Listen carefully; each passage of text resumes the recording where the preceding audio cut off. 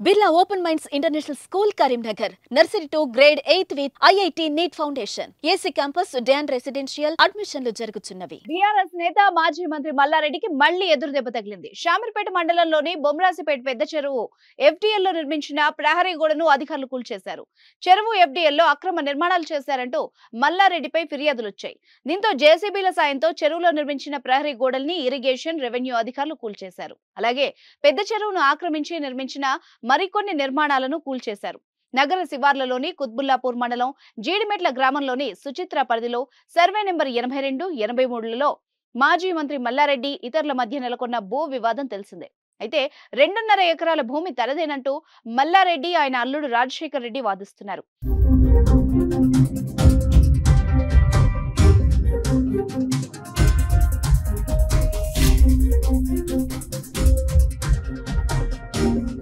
అందులో 1.11 ఎకరాల భూమి తమదని మరో 15 మంది చెప్తున్నారు. కాగా 4 రోజుల క్రితం సర్వే నెంబర్ 82లోని స్థలంలో మల్లారెడ్డి ఆయన అల్లుడుకు మరో 15 మందికి మధ్య వాగ్వాదం చోటు చేసుకుంది.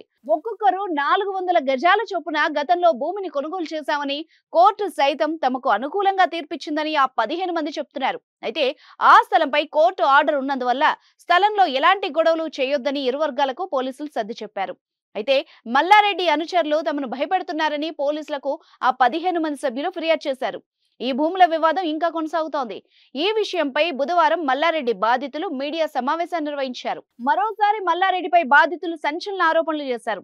పూలు పాలు అమ్ముడే కాదు, మల్లారెడ్డి భూ కబ్జాలు కూడా చేస్తున్నాడు. పేట్ బషీరాబాద్ లోని 82 సర్వే నెంబర్లో ఎకరం 29 గుంటల కన్నా ఎక్కువ ఉంటే మీకు సారీ చెప్పి రాజకీయాల నుంచి వెళ్లిపోతానని మల్లారెడ్డి చెప్పాడని, కానీ మమ్మల్ని భయభ్రాంతులకు గురి చేస్తున్నాడని రెవెన్యూ శాఖ అధికారులు ఆదివారం చేసిన సర్వేలో 82 సర్వే నెంబర్లో మల్లారెడ్డికి చెందిన ఎకరం 29 గుంటలతో పాటు మాకు చెందిన 33 గుంటలు అందులో కలిసిపోయిందని, మల్లారెడ్డికి చెందిన ఎకరం 29 గుంటలు వదిలేసి మా 33 గుంటల్ని మాకు పొజిషన్ ఇప్పించాలి.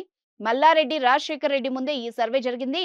మల్లారెడ్డి మాట మీద నిలబడాలంటూ బాధితులు డిమాండ్ చేస్తున్నారు. 2016లో మల్లారెడ్డి బీఆర్ఎస్ లో చేరిన తర్వాత మా పార్టీషన్ తీసేసి మా పైన కేసు పెట్టించాడు. అప్పుడు పోలీసులను ఆశ్రయిస్తే కోర్టుకు వెళ్లమన్నాడు. కోర్టు నుంచి నాట్ టు ఇంటర్ఫియర్ అనే ఆర్డర్ తీసుకొచ్చాం. కోర్టు ఆర్డర్ ఉన్నా కూడా అప్పట్లో మాకు న్యాయం జరగలేదు. రీసెంట్ గా మా డాక్యుమెంట్లు కోర్టు ఆర్డర్ తీసుకుని పోలీస్ స్టేషన్ కు వెళ్ళాం. మాకు సరైన డాక్యుమెంట్లు ఉన్నాయి కాబట్టి మా ల్యాండ్ లోకి మమ్మల్ని వెళ్ళమని పోలీసులు చెప్పారు. దీంతో మా భూమిలోకి వెళ్లి మేము బ్లూ షీట్స్ వేసుకున్నాం. దీంతో మల్లారెడ్డి వచ్చి మాపై దాడులు చేసి పోలీసుల ముందే మేము వేసిన బ్లూ షీట్స్ తొలగించారు. పోలీసుల ముందే మమ్మల్ని చంపేస్తామని మల్లారెడ్డి బెదిరించారు అంటూ బాధితులు సంచలన ఆరోపణలు చేశారు.